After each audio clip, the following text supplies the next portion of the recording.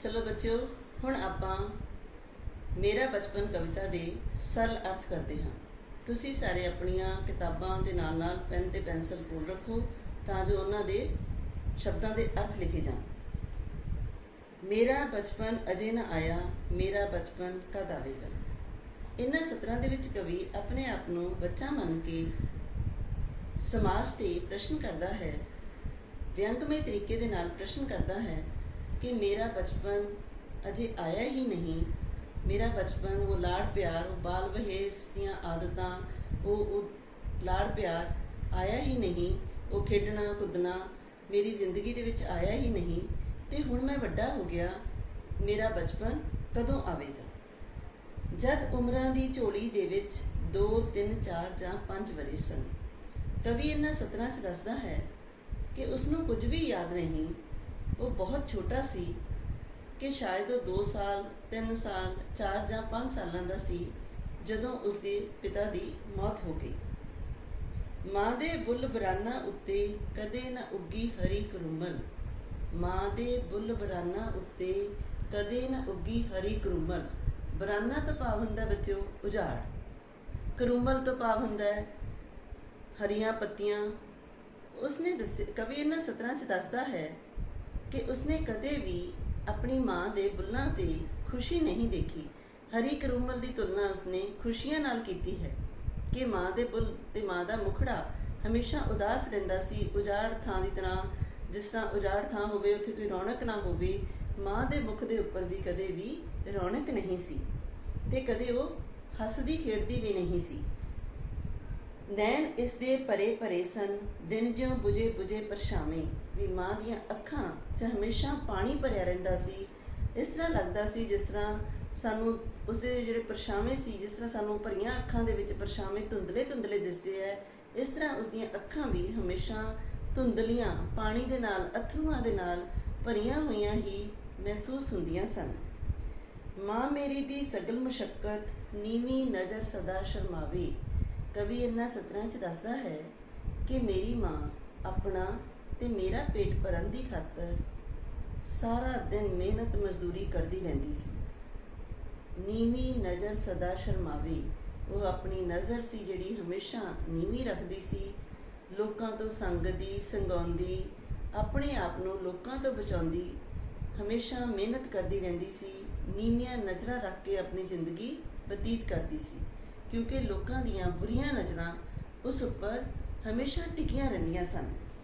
रात सुलगदा संझा पाला, मैं मेरी माँ दीप विहूणे। ज्यों नेरे दी झुंब मार के 2 बूटे कुमलाए सुते। रात सुलगदा संझा पाला, सुलगदा तो भाव हुंदा धुखदा मचदा, सुंझा सुंझा तो भाव सुन्ना। रात सुलगदा संझा पाला, पाला तो भाव ठंड।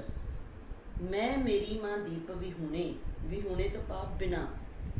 कवि इन्हां सतरां 'ਚ दसदा है कि सर्दियां दियां ठंडियां सुन्नियां मचदियां रातां दे विच, ठंड नाल मचदियां रातां दे विच मैं ते मेरी माँ अपने पिता तो बिना ज्यों नेरे दी झुंब मार के 2 बूटे कुमलाए सुते। झुंब तो भाव हुंदा बुक्कल, कुमलाए तो भाव मुरझाए हुए।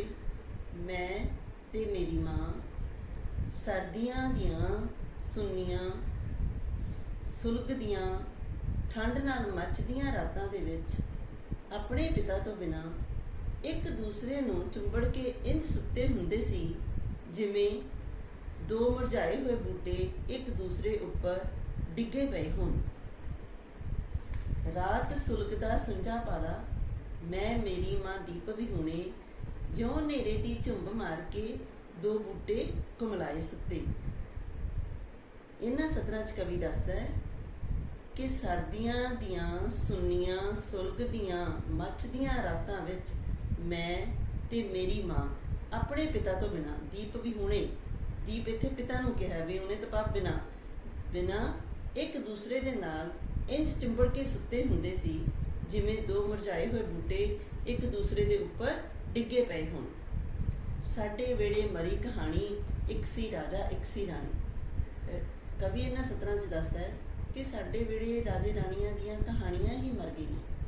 ਭਾਵ ਘਰ ਦੇ ਵਿੱਚ ਖੁਸ਼ੀ ਹੀ ਨਹੀਂ ਸੀ, ਕੋਈ ਹੱਸਦਾ ਖੇਡਦਾ ਹੀ ਨਹੀਂ ਸੀ। ਪਿਤਾ ਮਰ ਚੁੱਕਿਆ ਸੀ, ਮਾਂ ਹਮੇਸ਼ਾ ਉਦਾਸ ਰਹਿੰਦੀ ਸੀ। ਇਸ ਕਰਕੇ ਸਾਡੇ ਵਿਹੜੇ ਦੇ ਵਿੱਚ ਕਿਸੇ ਨੇ ਰਾਜੇ ਰਾਣੀਆਂ ਦੀਆਂ ਕਹਾਣੀਆਂ ਹੀ ਨਹੀਂ ਸੁਣਾਈਆਂ। ਸਾਡੇ ਵਿਹੜੇ ਦੇ ਵਿੱਚੋਂ ਇਹ ਕਹਾਣੀਆਂ ਹੀ ਖਤਮ ਹੋ ਗਈਆਂ। ਕਦੀ ਕਦੀ ਮੇਰੀ ਮਾਂ ਆਖੇ ਵੇ ਮੇਰੇ ਦੁੱਖ ਦਰਦ ਦੇ ਹਾਣੀ। ਕਦੇ ਕਦੇ ਮੇਰੀ ਮਾਂ ਮੈਨੂੰ ਇਹ ਹਮੇਸ਼ਾ ਕਹਿੰਦੀ ਸੀ ਕਿ ਤੂੰ ਮੇਰੇ ਦੁੱਖ ਤੇ ਦਰਦ ਦਾ ਸਾਥੀ ਹੈ।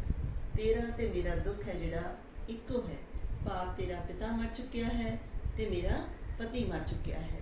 ਇਸ ਕਰਕੇ ਉਹ ਉਸ ਨੂੰ ਕਹਿੰਦੀ ਸੀ ਕਿ ਤੂੰ ਮੇਰੇ ਦੁੱਖ ਦਰਦ ਦਾ ਸਾਥੀ ਹੈ, ਤੇਰਾ ਤੇ ਮੇਰਾ ਦੁੱਖ ਇੱਕੋ ਹੈ। ਮੇਰੀ ਹਿੱਕ ਨੂੰ ਲੱਗ ਕੇ ਸੌਂ ਜਾ। ਉਹ ਹਮੇਸ਼ਾ ਇਹ ਗੱਲ ਕਹਿੰਦੀ ਸੀ ਕਿ ਤੂੰ ਹਮੇਸ਼ਾ ਮੇਰੇ ਨਾਲ ਰਹਿ, ਮੇਰੇ ਨਾਲ ਸੌਂ, ਮੇਰੀ ਛਾਤੀ ਦੇ ਨਾਲ ਲੱਗ ਜਾ। ਹਿੱਕ ਤੋਂ ਭਾਵ ਹੁੰਦਾ ਹੈ ਛਾਤੀ, ਕਿ ਮੇਰੀ ਛਾਤੀ ਨਾਲ ਲੱਗ ਕੇ ਸੌਂ, ਮੇਰੇ ਤੋਂ ਦੂਰ ਨਾ ਜਾ। ਕਿਉਂ? ਤੇਰਾ ਤੇ ਮੇਰਾ ਦੁੱਖ ਹੈ ਜਿਹੜਾ ਉਹ ਇੱਕੋ ਹੈ। ਜਿਸ ਥਾਂ ਤੇਰਾ ਬਾਪ ਸਿਧਾਇਆ ਉਸ ਥਾਵੇਂ ਕੋਈ ਪਾਪ ਨਾ ਜਾਵੇ। ਕਵੀ ਇਹਨਾਂ ਸਤਰਾਂ 'ਚ ਦੱਸਦਾ ਹੈ ਕਿ ਜਿਸ ਥਾਂ ਤੇ ਤੇਰਾ ਬਾਪ ਮਰ ਕੇ ਚਲਾ ਗਿਆ, ਉਸਦੀ ਮਾਂ ਇਹ ਗੱਲ ਕਹਿੰਦੀ ਸੀ, ਸਿਧਾਇਆ ਤਾਂ ਭਾਵ ਹੁੰਦਾ ਕੂਚ ਕਰਨਾ, ਕਿ ਜਿਸ ਥਾਂ ਤੇ ਤੇਰਾ ਬਾਪ ਮਰ ਕੇ ਗਿਆ ਹੈ ਉਸ ਥਾਂ ਤੇ ਕਿਸੇ ਵੀ ਬੱਚੇ ਦਾ ਬਾਪ ਨਾ ਜਾਵੇ, ਪਾਪ ਨਾ ਆਵੇ। ਭਾਵ ਵੀ ਕਿਸੇ ਵੀ ਬੱਚੇ ਦਾ ਬਾਪ ਨਾ ਮਰੇ, ਇਸ ਤਰ੍ਹਾਂ ਦਾ ਮਾੜਾ ਕੰਮ ਨਾ ਹੋਵੇ। ਮੇਰੇ ਬੂਟੇ ਗੱਭਰੂ ਹੋ ਜਾ, ਤੇਰੀ ਛਾਵੇਂ ਮੈਂ ਸੌ ਜਾਵਾਂ। ਕਦੇ ਕਦੇ ਬਾਲਾਂ ਦੇ ਕੁੱਛੜ, ਸੌਣ ਨਿਚਿੰਤ ਨਿਕਰਮਨ ਮਾਵਾਂ। ਮੇਰੇ ਬੂਟੇ ਗੱਭਰੂ ਹੋ ਜਾ। ਇੱਥੇ ਬੂਟੇ ਮਾਂ ਨੇ ਆਪਣੇ ਪੁੱਤਰ ਨੂੰ ਕਿਹਾ ਕਿ ਮੇਰੇ ਪੁੱਤਰ ਤੂੰ ਛੇਤੀ ਛੇਤੀ ਜਵਾਨ ਹੋ ਜਾ, ਮੇਰੇ ਬੂਟੇ ਗੱਭਰੂ ਹੋ ਜਾ। ਗੱਭਰੂ ਤੋਂ ਭਾਵ ਹੁੰਦਾ ਹੈ ਜਵਾਨ ਹੋਣਾ।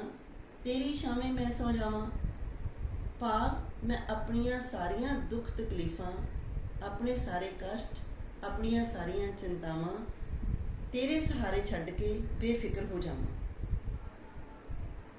ਕਦੇ ਕਦੇ ਬਾਲਾਂ ਦੇ ਕੁੱਛੜ, ਸੌਣ ਨਿਚਿੰਤ ਨਿਕਰਮਨ ਮਾਵਾਂ। ਕਵੀ ਇਹਨਾਂ ਸਤਰਾਂ 'ਚ ਦੱਸਦਾ ਹੈ ਕਿ ਕਦੇ ਕਦੇ ਬੱਚਿਆਂ ਦੇ ਸਹਾਰੇ ਬਦਕਿਸਮਤ ਮਾਵਾਂ ਨੂੰ ਆਪਣੇ ਦਿਨ ਕੱਟਣੇ ਪੈਂਦੇ ਹਨ। ਆਮ ਕਰਕੇ ਕੀ ਹੁੰਦਾ ਹੈ ਕਿ ਬੱਚੇ ਜਿਹੜੇ ਉਹ ਆਪਣਾ ਜੀਵਨ ਆਪਣੇ ਮਾਂ-ਬਾਪ ਦੇ ਸਹਾਰੇ ਕੱਟਦੇ ਹੈ। ਮਾਂ-ਬਾਪ ਸਿਰ 'ਤੇ ਹੈ ਤਾਂ ਉਹਨਾਂ ਨੂੰ ਕਿਸੇ ਵੀ ਚੀਜ਼ ਦਾ ਫਿਕਰ ਨਹੀਂ ਹੁੰਦਾ, ਕੋਈ ਚਿੰਤਾ ਨਹੀਂ ਹੁੰਦੀ।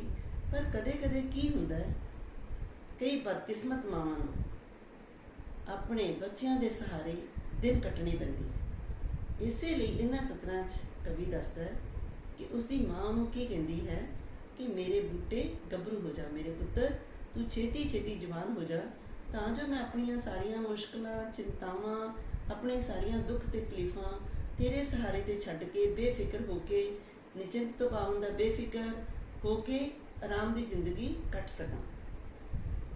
ਮੈਂ ਆਪਣੀ ਮਾਤਾ ਦਾ ਓਲਾ, ਉਸ ਦੀ ਛਾਂ ਉਸ ਦਾ ਪਰਛਾਵਾਂ। ਮੈਂ ਆਪਣੀ ਮਾਤਾ ਦਾ ਓਲਾ, ਉਸ ਦੀ ਛਾਂ ਉਸ ਦਾ ਪਰਛਾਵਾਂ।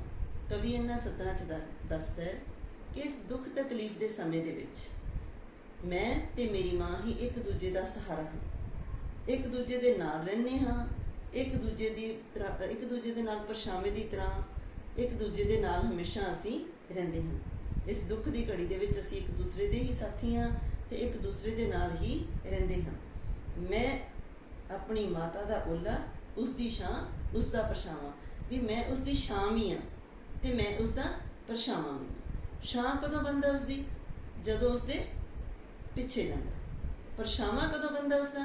ਜਦੋਂ ਉਸਦੇ ਅੱਗੇ ਜਾਂਦਾ। ਮੈਂ ਉਸਦੀ ਛਾਂ ਉਸ ਦਾ ਪਰਛਾਵਾਂ, ਵੀ ਮੈਂ ਉਸਦੇ ਅੱਗੇ ਪਿੱਛੇ ਹਮੇਸ਼ਾ ਉਸਦੇ ਨਾਲ ਰਹਿਣਾ। ਮੈਂ ਤੇ ਮੇਰੀ ਮਾਂ ਇਸ ਦੁੱਖ ਦੀ ਘੜੀ ਦੇ ਵਿੱਚ ਇੱਕ ਦੂਸਰੇ ਦੇ ਨਾਲ ਰਹਿੰਦੇ। ਉਂਝ ਤਾਂ ਹਰ ਮਾਂ ਸੋਹਣੀ ਹੁੰਦੀ, ਪਰ ਮੇਰੀ ਮਾਂ ਵੇਖ ਵੇਖ ਹਰ ਅੱਖ ਸੁਲਗੇ ਜਿਵੇਂ ਦੁਪਹਿਰੀ। ਕਵੀ ਕਹਿੰਦਾ ਕਿ ਉਂਝ ਤਾਂ ਸਾਰਿਆਂ ਨੂੰ ਆਪਣੀਆਂ ਮਾਵਾਂ ਬਹੁਤ ਸੋਹਣੀਆਂ ਲੱਗਦੀਆਂ, ਸਭ ਨੂੰ ਆਪਣੀਆਂ ਮਾਵਾਂ ਬਹੁਤ ਪਿਆਰੀਆਂ ਲੱਗਦੀਆਂ, ਪਰ ਮੇਰੀ ਮਾਂ ਕੁਝ ਜ਼ਿਆਦਾ ਹੀ ਖੂਬਸੂਰਤ ਸੀ, ਬਹੁਤ ਸੋਹਣੀ ਸੀ, ਜਵਾਨ ਸੀ, ਵਿਧਵਾ ਸੀ। ਇਸ ਕਰਕੇ ਸਾਰੀਆਂ ਲੋਕਾਂ ਦੀਆਂ ਬੁਰੀਆਂ ਨਜ਼ਰਾਂ ਉਸ ਉੱਪਰ ਰਹਿੰਦੀਆਂ ਸੀ। ਹਰ ਅੱਖ ਸੁਲਗੇ ਜਿਵੇਂ ਦੁਪਹਿਰੀ, ਭਾਵ ਜਿਸ ਤਰ੍ਹਾਂ ਦੁਪਹਿਰ ਦੀ ਅੱਗ ਧੁਖਦੀ ਹੈ, ਸੁਲਗਦੀ ਹੈ, ਇਸ ਤਰ੍ਹਾਂ ਲੋਕਾਂ ਦੀਆਂ ਮਾੜੀਆਂ ਮੱਚਦੀਆਂ ਅੱਖਾਂ ਮੇਰੀ ਮਾਂ ਦੇ ਉੱਪਰ ਹਮੇਸ਼ਾ ਰਹਿੰਦੀਆਂ ਸੀ। ਮੈਂ ਉਸ ਦੇ ਸੰਗ ਤੁਰਿਆ ਜਾਵਾਂ, ਚੁੱਪ ਸੰਗਣੀ ਛਾਉ ਅਕੈਰੀ। ਮੈਂ ਉਸ ਦੇ ਸੰਗ ਤੁਰਿਆ ਜਾਵਾਂ, ਸੰਗ ਤੋਂ ਪਾਬੰਦ ਹੈ ਸਾਥ ਨਾਲ, ਵੀ ਮੈਂ ਆਪਣੀ ਇਸ ਦੁੱਖਾਂ ਭਰੀ ਜ਼ਿੰਦਗੀ ਦੇ ਵਿੱਚ ਮੈਂ ਆਪਣੀ ਮਾਂ ਦੇ ਨਾਲ ਤੁਰਿਆ ਜਾਣਾ ਹੈ। ਇਸ ਦੁੱਖਾਂ ਭਰੀ ਜ਼ਿੰਦਗੀ ਦੇ ਵਿੱਚ ਮਾਂ ਪੁੱਤਰ ਦੇ ਚਿਹਰੇ ਤੇ ਇੱਕ ਸੰਘਣੇ ਰੁੱਖ ਵਰਗੀ ਚੁੱਪ ਸੀ। ਆਪਾਂ ਦੇਖਦੇ ਹਾਂ ਕਿਤੇ ਦੂਰ ਉਜਾੜ ਦੇ ਵਿੱਚ ਕੋਈ ਇੱਕ ਰੁੱਖ ਹੁੰਦਾ ਹੈ, ਬਿਲਕੁਲ ਸੰਘਣਾ ਭਰਿਆ ਹੋਇਆ, ਪੱਤਿਆਂ ਦੇ ਨਾਲ ਭਰਿਆ ਹੋਇਆ, ਬਿਲਕੁਲ ਹਿਲਜੁਲ ਨਹੀਂ ਹੁੰਦੀ, ਕੋਈ ਉੱਥੇ ਬਿਲਕੁਲ ਸ਼ਾਂਤ ਵਾਤਾਵਰਨ ਹੁੰਦਾ ਹੈ। ਇਸੇ ਤਰ੍ਹਾਂ ਕਵੀ ਵੀ ਕਹਿੰਦਾ ਹੈ ਕਿ ਦੁੱਖਾਂ ਭਰੀ ਜ਼ਿੰਦਗੀ ਦੇ ਵਿੱਚ ਮਾਂ ਪੁੱਤਰ ਦੇ ਚਿਹਰੇ ਤੇ ਇੱਕ ਸੰਘਣੇ ਰੁੱਖ ਵਰਗੀ ਚੁੱਪ ਸੀ। ਭਾਵ ਬਿਲਕੁਲ ਜ਼ਿੰਦਗੀ ਦੇ ਵਿੱਚ ਸ਼ਾਂਤੀ ਸੀ, ਬਿਲਕੁਲ ਜ਼ਿੰਦਗੀ ਦੇ ਵਿੱਚ ਕੋਈ ਰੌਣਕ ਨਹੀਂ ਸੀ, ਕੋਈ ਖੁਸ਼ੀ ਨਹੀਂ ਸੀ, ਕੋਈ ਹਾਸਾ ਨਹੀਂ ਸੀ, ਬਿਲਕੁਲ ਚੁੱਪਚਾਪ ਇਕਾਂਤ ਦੇ ਵਿੱਚ ਉਹ ਆਪਣੀ ਜ਼ਿੰਦਗੀ ਬਤੀਤ ਕਰ ਰਹੇ ਸਨ। ਇੱਥੋਂ ਤੱਕ ਬੱਚਿਓ, ਹੁਣ ਕਵੀ ਨੇ ਦੱਸਿਆ ਕਿ ਮੇਰਾ ਬਚਪਨ ਸੀ ਜਿਹੜਾ ਇਸ ਤਰ੍ਹਾਂ ਦਾ ਸੀ, ਵੀ ਮੇਰੀ ਮਾਂ ਦੀ ਤੇ ਮੇਰੀ ਜ਼ਿੰਦਗੀ ਇਸ ਤਰ੍ਹਾਂ ਦੀ ਸੀ। ਅਗਲੇ ਪੈਰਾਗ੍ਰਾਫ ਹੈ ਜਿਹੜੇ ਬਹੁਤ ਇੰਪੋਰਟੈਂਟ ਹੈ। ਨਜ਼ਰ ਨਜ਼ਰ ਮੇਰਾ ਮਕਤਬ ਸੀ।